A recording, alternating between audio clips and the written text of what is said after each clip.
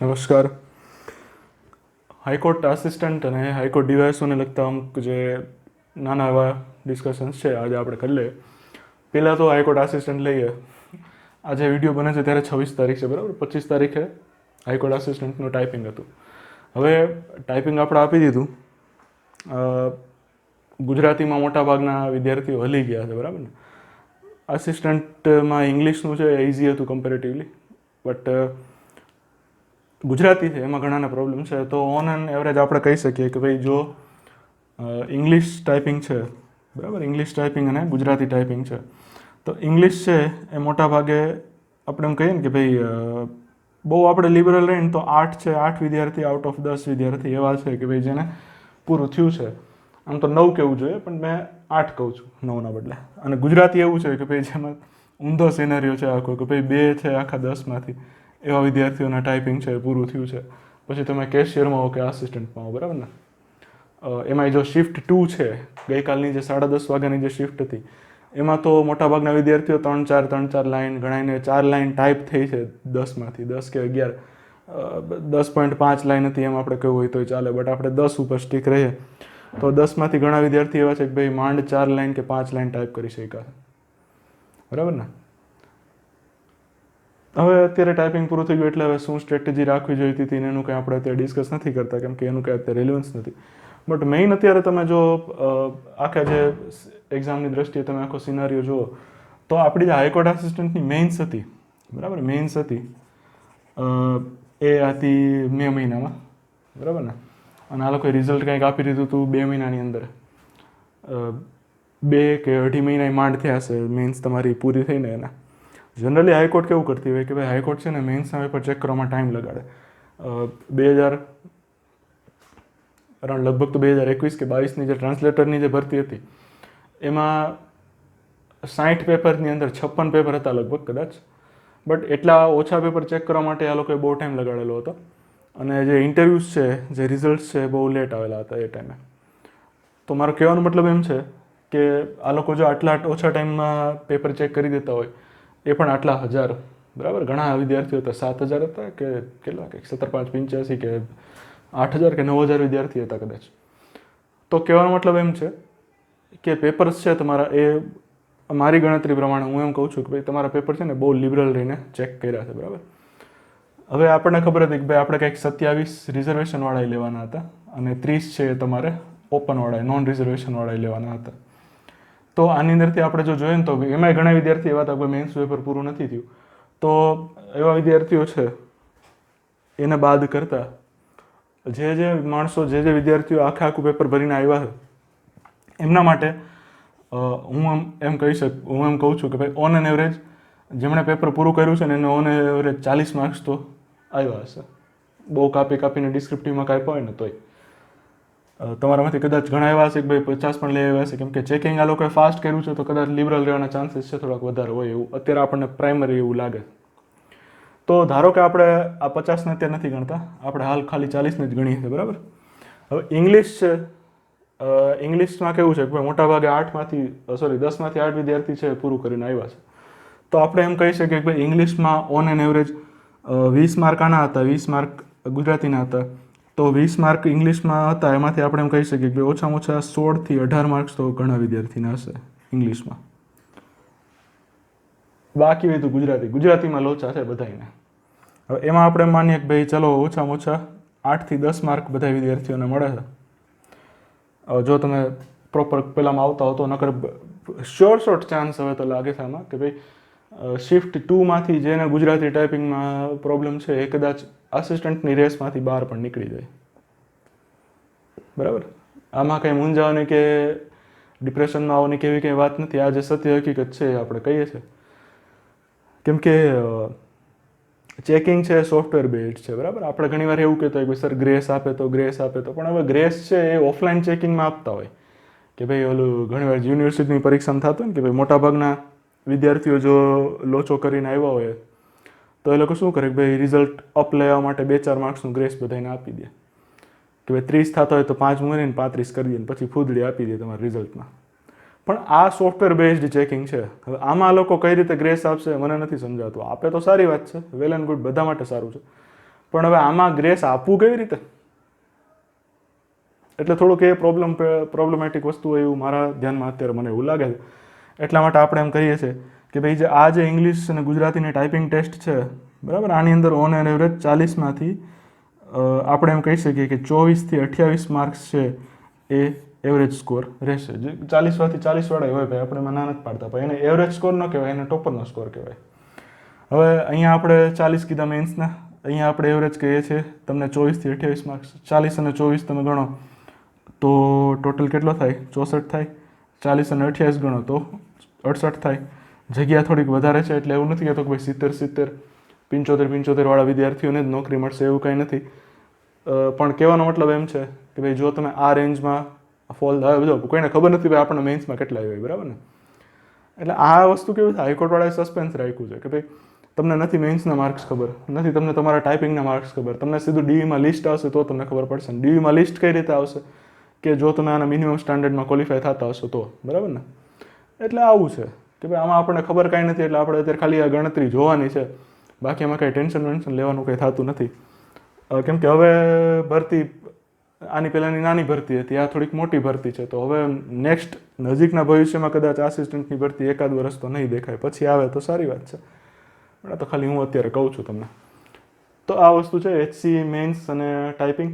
તો એનો આ સિનારીઓ છે. HCE merit prediction. તો મેરિટ પ્રેડિક્શનની વાત આવે તો આ જનરલનું 64થી 68 લાગે આપણને. હવે પછી પાછું એવું હોય કે જો અમુક જિલ્લામાં છે ને ક્રાઉડ વધારે હોય, જેમ કે અમદાવાદનું નામ સાંભળે એટલે ઘણાને એમ થાય એક તો અમદાવાદની વસ્તી વધારે, બરાબર, ઉપરથી આસપાસના અમદાવાદના મોટા મોટા જે સેન્ટર્સ છે, ગાંધીનગર છે, પછી જે ઘણા હિંમતનગરવાળાને ઘણાને એમ થતું હોય કે આપણે અમદાવાદ લઈએ, બરાબર, આસપાસના જે કંઈ નાના મોટા સેન્ટર્સ છે, સુરેન્દ્રનગરવાળાને એમ થાય કે આપણે અમદાવાદ શિફ્ટ થાય અથવા રાજકોટ શિફ્ટ થાય. તો ઘણા એવા આમાં અલગ અલગ ફેક્ટર્સ હોય, જિલ્લા પ્રમાણે અલગ અલગ મેરિટ રહેશે. એટલે એવું ના વિચારતા કે 64થી 68 એટલે 64થી 68. અમુક સિટી એવા છે કે ભાઈ જ્યાં પબ્લિકે વધારે ગીર્દી કરી છે ચોઈસ ભરવામાં, તો ત્યાં થોડુંક વધારે અટકશે, બરાબર. એટલે આમાં પછી બધી રીતના ફેક્ટર્સ હોય, એટલે આમાં કંઈ કોઈ પ્રેડિક્ટ ના કરી શકે. જિલ્લા વાઇઝ ધારો કે આણંદ જિલ્લો છે તો ત્યાં કેટલું મેરિટ રહેશે, અમદાવાદમાં કેટલું મેરિટ રહેશે, એવી કોઈની તેવડ નથી પ્રેડિક્ટ કરવાની. જો કરતા હોય તો પછી એ હઈ શકો જ્ઞાની વધારે હશે ભાઈ આપણા કરતાં. આપણે એમ કહીએ છીએ કે મારી ગણતરી પ્રમાણે જિલ્લાનું મેરિટ પ્રેડિક્ટ કરવું, એક જિલ્લાનું મેરિટ જે એનું પ્રેડિક્શન કરવું અશક્ય વસ્તુ છે. બટ ઓન એન એવરેજ હું એમ કહું છું કે આટલું આ રેન્જમાં ફોલ કરતું હોય એવું બને. તો હવે એમ થાય કે ભાઈ સાહેબ આપણે ટાઈપિંગમાં લોચો પડ્યો તો આપણે હવે શું કરવું? તો જો તમે બેલીફ અને હાઈકોર્ટ ડીવાયએસઓનું જો ફોર્મ ભરેલું હોય તો પછી એનું કરો. CCEમાં સારા માર્ક્સ થતા હોય, આપણે આનો પહેલાંનો વિડીયો જોઈ લેજો, CCEમાં સારા માર્ક્સ થતા હોય તો એનું કરો.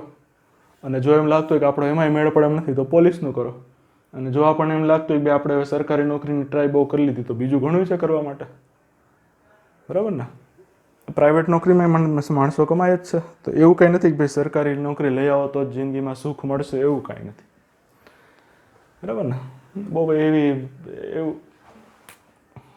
એવી રીતનું વિચારવાની કંઈ જરૂર નથી. અને જો તમારે ટ્રાન્સલેટરમાં પાસ હો તો એની મીન્સ થોડાક દિવસમાં જ છે, બરાબર. ટ્રાન્સલેશન ટેસ્ટ છે થોડાક દિવસોમાં જ છે, તો એનું પણ કરી શકાય. હવે વાત આવે હાઈકોર્ટ ડીવાયએસઓની. તો જો હાઈકોર્ટ ડીવાયએસઓ છે, બરાબર, એની પ્રિલિમ પણ ડ્યુ છે, થોડાક ટાઈમમાં કદાચ આવી જશે એની ડેટ પણ. હવે આ વખતે એવું હતું કે ભાઈ આપણે NTAની સાઇટ ઉપર રજિસ્ટ્રેશન કરેલ છે. પૂરેપૂરું જે કાંઈ પણ રજિસ્ટ્રેશન વગેરે જે કાંઈ પણ પ્રોસેસ હતી ફોર્મ ફિલિંગની, એ બધી આપણે નેશનલ ટેસ્ટિંગ એજન્સી ઉપર આપણે પ્રોસેસ છે એ કરી છે.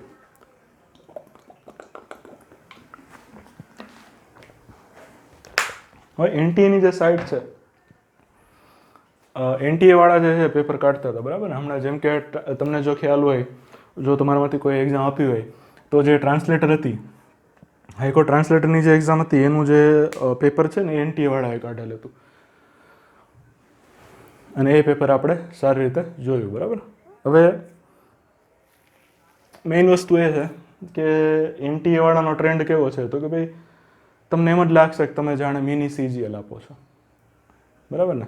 CGL છે, ટ્રાન્સલેટરનું જો કોઈ પેપર જોયું હોય, આપેલી હોય તો તમને ખબર હશે, અને CGL આપેલી હોય તો પણ ખબર હશે કે ભાઈ મેથ્સ, રિઝનિંગ, ઇંગ્લિશ અને જનરલ અવેરનેસ છે એ તમારું 50-50 માર્ક્સનું હોય. હવે આ લોકોએ કેવું કર્યું હતું કે ભાઈ ઇંગ્લિશ જે ટ્રાન્સલેશનની જે ટેસ્ટ હતી, ટ્રાન્સલેટરની જે પ્રિલિમ હતી, એમાં ઇંગ્લિશ અને ગુજરાતી છે ને 20-20 માર્કનું પૂછી લીધું. પણ એમાં શું હતું કે ભાઈ એ પરીક્ષા આવી હતી જેમાં ભાષાની જરૂર પડે. તમને તમારો સિલેબસ જોશો તેમાં વેટેજ નથી આપેલું, પણ આ તમારા ટોપિક છે સિલેબસના. કયો ટોપિક કેટલો પૂછાય કોઈને નથી ખબર. કોઈ કહેતું હોય તો અટકળ લગાવે છે, એ તો હું લગાવી શકું પણ હું નહીં લગાવું અટકળ. હું તમને ખાલી એટલું કહીશ કે ટ્રાન્સલેશન છે એની અંદર એમ ટ્રાન્સલેટરની પોસ્ટમાં એવું હતું કે ઇંગ્લિશ અને ગુજરાતી 20-20નું હતું. આપણે લેવાના કેટલા હોય તો કે ભાઈ જો તમે રિઝર્વેશન કોઈ પણ પ્રકારના રિઝર્વેશનની અંદર આવતા હો તો તમારે 45 લેવાના હોય, જનરલમાં આવતા હોય તો તમારે 50 લેવાના હોય. તો ટ્રાન્સલેશનમાં બહુ સરસ તમારી પાસે પેલી હતી ટ્રાન્સલેટરની પ્રિલિમ હતી, એની અંદર સરસ તક હતી કે ભાઈ ઇંગ્લિશ અને ગુજરાતી સારામાં સારું કરેલું હોય ને અને છૂટક 5-10 માર્ક્સ બીજેથી તમે લઈ આવો. જેમ કે ગણિતના દાખલા ગણો તો 4-5 માર્ક્સ આવી જાય, રીઝનિંગ ગણો તો આવી જાય, 1-2 કરંટમાં આવડતા હોય તો એમ આવડી જાય, તુક્કામાં આવી રહ્યો તો એમાંથી 1-2 તમારા સાચા પડી જાય, તો એ તમે 50ના સ્કોર સુધી પહોંચી જાત, 50 અથવા 45 ડિપેન્ડિંગ અપોન યોર કેટેગરી. પણ આપણી પાસે અહીંયા છે ને આખો સિલેબસ અલગ છે. જેમ કે ટ્રાન્સલેશનના જે સિલેબસ હતો ને એની અંદર સ્પોર્ટ્સ હતું, ઇન્ડિયન હિસ્ટ્રી હતું, જિયોગ્રાફી હતું, આ બધું કાંઈ અહીંયા છે જ નહીં. તમે જો જીએસમાં પાવર ધાવો તો તમારી પાસે અહીંયા એમાં તો તમારે કંઈ છટકવાનો ચાન્સ નથી. તમારે લડવાનું છે આ સિલેબસમાં.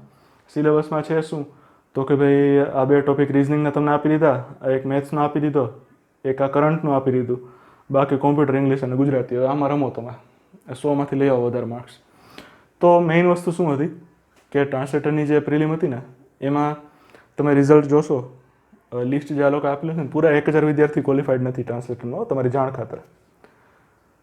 ભલે વેકેન્સીઝ ઓછી હતી વગેરે જે કાંઈ હોય તે, પણ એનો મતલબ એવું થાય કે ભાઈ 50 માનો કે 1500 કે એક્ઝેક્ટલી કેટલા હતા એ મને યાદ નથી, બટ રિઝલ્ટ છે ઓછું કહેવાય એમ. 1000 છોકરાએ મેન્સ નહીં આપે.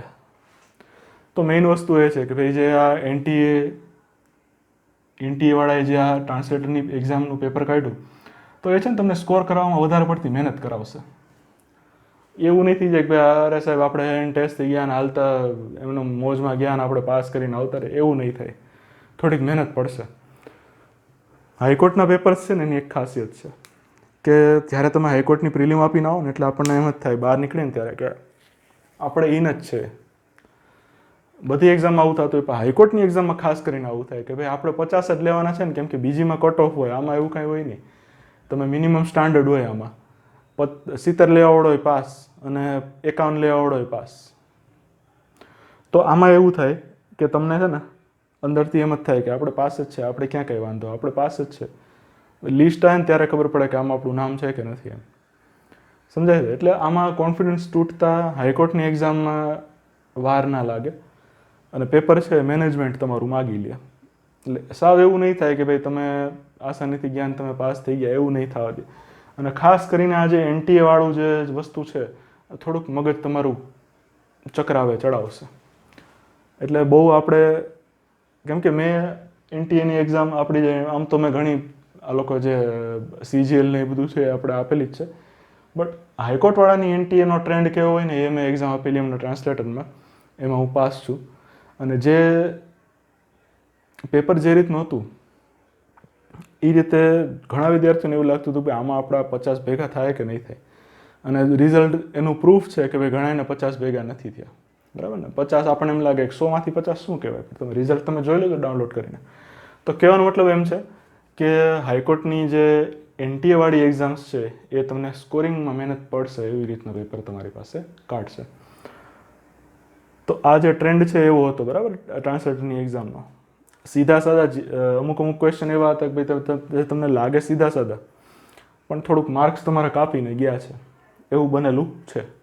અને ઇતિહાસમાં નહીં, હમણાં જ બન્યું છે જૂન મહિનામાં. તો આ જે તમારું જે હાઈકોર્ટનું ડીવાયએસઓનું છે, બરાબર, આસિસ્ટન્ટનું ચિત્ર આવું છે કાંઈક, ડીવાયએસઓનું આવું છે. સ્ટ્રેટેજીમાં શું કહીશ તો કે ભાઈ સ્ટ્રેટેજીમાં આ તો સીસી જેવું થયું ને યાર. હવે જો આ તમે સીસીમાં આ ટોપિક આપ્યો ઇંગ્લિશ, ગુજરાતી, આ તમારું રિઝનિંગ ને આ તમે મેથ્સ, તો 4 ટોપિક તમે સીસીમાં આપ્યા. હવે એમાં જો તમારે તકલીફ પડી તો તમને ખબર છે કે તમારે એમાં વર્ક કરવું જ પડશે. એવું તો બનશે નહીં કે ભાઈ કરંટ અને કોમ્પ્યુટર મળીને 50 માર્ક્સનું પૂછી લીધું, એવું તો નહીં થાય.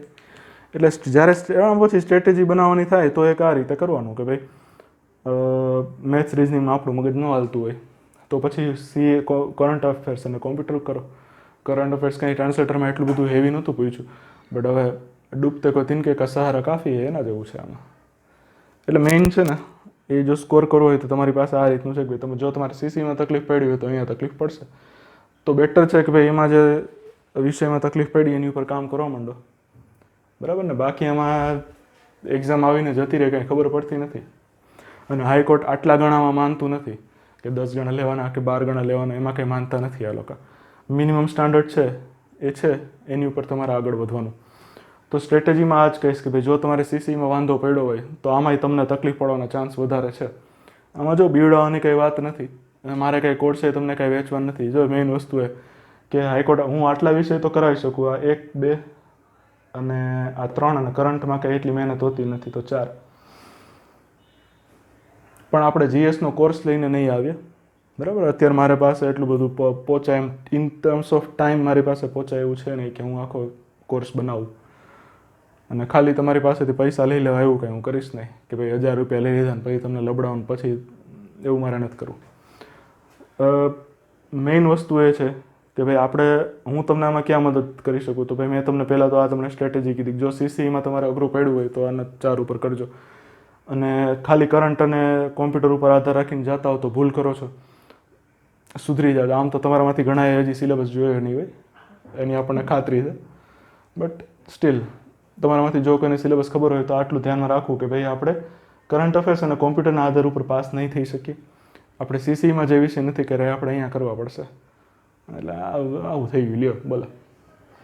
વાત આવે બીજી, તો બીજું એ કહીશ કે પ્રેક્ટિસનું મહત્ત્વ છે. પ્રેક્ટિસ તમારે ઓફલાઈન તો કરવાની જ છે, બટ એક્ઝામની ડેટ આવે એટલે આપણો એવો પ્લાનિંગ છે કે આપણે as per NTA guidelines 5 mock test છે એ ડિઝાઇન કરશું. હું જ કરીશ, જેમ સીસીમાં કરી હતી એમ હું જ ટેસ્ટ ડિઝાઇન કરીશ. આપણી જ એપ્લિકેશન ઉપર હશે, બરાબર. હું બહાર નહીં આપું કે ભાઈ લે તું 1000 રૂપિયા મને 1000 સવાલ કાઢીને દે, એવું નહીં કરું.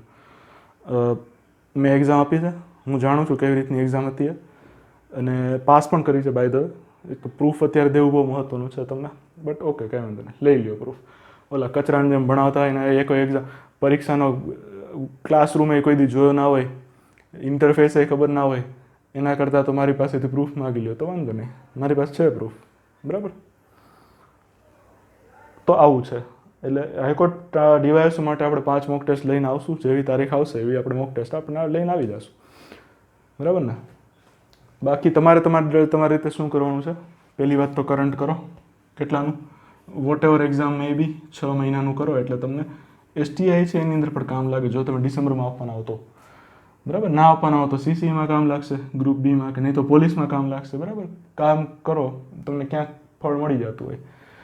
બીજું તમારે શું કરવાની જરૂર છે તો કે ભાઈ મેથ્સ રિઝનિંગની practice per day 1 hour each, total 2 કલાક આ બેની થવી જોઈએ. ઇંગ્લિશ અને ગુજરાતીની વાત આવે તો હું એમ નથી માનતો કે ભાઈ બે ભાષા હું એવું નથી માનતો કે ભાઈ બે ભાષા છે એ નબળી હોય જ, એવું નથી માનતો. કાં તો તમને ગુજરાતી નહીં આવડતું હોય, કાં તમને ઇંગ્લિશ નહીં આવડતું હોય. ગુજરાતી ના આવડવાના ચાન્સ એ 10% જ છે ખાલી, કેમ કે તમે બધા છો ગુજરાતમાં જ પેદા થયા હશો, ગુજરાતમાં જ ઉછર્યા હશો, એટલે તમને ગુજરાતી આવડતું જ હોય. તો ગમે જે ભાષા ઉપર તમને જરૂર છે એના રૂલ્સ ગોખો નહીં, એપ્લાય કરો રૂલ્સ, બરાબર. લેક્ચર આખો ઇંગ્લિશ મૂકવાનો ટાઈમ અત્યારે નથી જ 99% તો, બટ જસ્ટ ઇન કેસ જો એવું કાંઈ છે તો ઇંગ્લિશ લઈને આવશું. બાકી મેઇન વસ્તુ એ છે કોમ્પ્યુટરના કરંટ અફેર્સ છે એની ઉપર સાવ આધાર રાખીને ના બેસતા, આ કરવું જ પડશે. સીસીમાં કીધું તું કરી લ્યો, ત્યારે કર્યું હતું ત્યારે કામ લાગે, પણ કાંઈ વાંધો નહીં, જાગે ત્યારથી સવાર. જરાય મૂંઝાવાની કે જરાય ડિપ્રેશનમાં આવવાની કાંઈ નાસી પસ્તાવાની જરાય જરૂર નથી. પરીક્ષા છે, બરાબર. સરકારી નોકરી છે, તમારી આખી જિંદગી નથી આ. માણસો સરકારી નોકરીમાં ફેલ થઈને 12 કરોડ રૂપિયા વેફર વેચીને જો ને, બાલાજીવાળા છે એની શરૂઆત કેવી રીતે થઈ હતી? નીલકંઠ ટોકીઝમાં વેફર વેચતા ભાઈ, ત્યાંથી અત્યારે અહીંયા પહોંચ્યા છે ને. એટલે આપણે એવું નહીં માનવાનું કે ભાઈ મારું આમાં નહીં થાય તો હું શું કરીશ ને. ભાઈ ઘણું છે કરવા જેવું, બટ તમારો આ ગોલ છે, હાલ તમારી એક્ઝામ છે નજીક જ છે, બરાબર. આપણે ફોર્મ ભર્યું છે તો એટલા માટે આ વસ્તુ કરવાની હોય. બાકી એમાં ભાઈ કે એવી રીતના ઓલું રોવાની જરૂર નથી, ભાઈ મને નહીં મળે સરકારી નોકરી તો હું શું કરીશ. ભાઈ ઘણું છે કરવા જેવું. કાલ સવારે તું મોટી કંપની નાખી દે ખાવાની, ફૂડ ફ્રેન્ચાઇઝ, અને હું તારી પાસે એપ્લિકેશન લઈને આવું ભાઈ લાવો મને ફ્રેન્ચાઇઝ દે, એવું બને, બરાબર ને. કાં તો અમે તમારે ત્યાં આવીએ જમવા, જો તમે એવી કંઈ ફ્રેન્ચાઇઝી કે એવું કંઈ રેસ્ટોરન્ટ નાખ્યું હોય તો તો એટલે આવું છે. એટલામાં બહુ કાંઈ પછી એવું મૂંઝાવાની જરૂર નથી કે મને સરકારી નોકરી નહીં મળે તો હું શું કરીશ ને ભાઈ બધા ઘણું કરી લેતા હોય. પણ અત્યારે જો તમારો ગોલ હાઈકોર્ટ ડિવાઇસો હોય તો તમારી માટે આટલું આપણે કીધું. આપણે કંઈ કલાકનો સેશન નથી લેવો, જે છે એ આટલું છે બરાબર. બુક લિસ્ટની વાત આવે તો ભાઈ આમાં કંઈ બુક લિસ્ટ હવે શું, તમે ઇંગ્લિશની બુક જે વાંચતા હોય વાંચો, ગુજરાતીના ક્વેશ્ચન ગુજરાતીમાં જ આવશે, એરિથમેટિક, રિઝનિંગ અને મેન્ટલ એબિલિટી છે, કરંટ અફેર્સ અને કોમ્પ્યુટર, આ 5ના સવાલ છે ઇંગ્લિશ મીડિયમમાં આવશે બરાબર ને, એટલી તૈયારી રાખવાની. એમાં કંઈ એટલું બધું કંઈ ભારે માયલું ઇંગ્લિશ હોતું નથી યાર. ખાલી આમાં તમને સમજાવવું જોઈએ મેથ્સમાં અને રિઝનિંગમાં કે ઇંગ્લિશની રકમ શું કહેવા માગે છે. એટલે જ્યાં પ્રેક્ટિસ કરો બનતા સુધી એવી રકમ લેવી કે જે ઇંગ્લિશમાં હોય, એટલે આપણને કંઈક ખબર પડે કે ભાઈ ત્યાં આપણને શું કહે છે શું નહીં. ગુજરાતીની બુક લ્યો એમાં કાંઈ વાંધો નથી, પણ તો પછી એ શરત કે ભાઈ તમને સમજાઈ જવું જોઈએ ભાઈ ઇંગ્લિશમાં શું કહેવા માગે છે ને, બરાબર ને. પછી પેલું કાલા અક્ષર ભેંસ બરાબર એવું ના થવું જોઈએ. આ જ છે સ્ટ્રેટેજી, આ જ છે. એટલે આમાં કંઈ બીજું કંઈ છે નહીં બરાબર. બાકી પેપર ભરતી વખતે શું કઈ રીતે કરવું, એક્ઝામ આવશે ત્યારે આપણે મળશું. અને 5 મોક ટેસ્ટ છે લઈને આવશું આપણે. બનતા સુધી તમને યુટ્યુબમાં અથવા ટેલિગ્રામમાં હવે જોખમ છે કે પ્રતિબંધ આવી જાય નહીં તો સારું ક્યાંક. એટલે નીચે એક ગ્રુપની લિંક હશે વોટ્સએપમાં, એ તમે લિંક ઉપર જોઈન કરજો બરાબર. બાકી મળશું નેક્સ્ટ લેક્ચરમાં. કંઈ ક્વેરી હોય હાઈકોર્ટ ડિવાઇસને લગતી કે આસિસ્ટન્ટને લગતી તો નીચે મૂકજો. આસિસ્ટન્ટને લગતી જો એવી કંઈ ક્વેરી હોય કે સાહેબ મેં 5 લાઈન ટાઈપ કરી શું થશે ને 6 લાઈન ટાઈપ કરી શું થશે, એ સોફ્ટવેરનું ઉપર છે યાર બરાબર ને. હવે સોફ્ટવેરમાં કઈ રીતે આ લોકોએ પ્રોગ્રામિંગ કર્યું હોય, શું ઇન્સ્ટ્રક્શન્સ ફીડ કરી હોય, મને તો નથી ખબર, તમને નથી ખબર. સોફ્ટવેર છે એક એક વસ્તુ જોઈ શકે, કદાચ હ્યુમન છે તો એ રસવાઈ દીર્ઘાની ભૂલ કદાચ ચા ના પીધી હોય તો ના જોઈ શકે, પણ સોફ્ટવેર જોઈ લેશે. એટલે થોડું ઘણું એ લોકોએ કાંઈક તો પ્રોગ્રામિંગ કરેલો છે ને. બટ જો આપણે 10માંથી 6 એક લાઈન ટાઈપ કરી હોય તો એવી આશા રાખી શકીએ કે આપણે ક્વોલિફાય થઈ જશું. 8 માર્ક તો આવશે, પછી લિસ્ટમાં નામ ના આવે એ પછીની વાત છે. તો આટલું છે. મળીએ નેક્સ્ટ લેક્ચરમાં, મળશું ફરીથી. Thank you.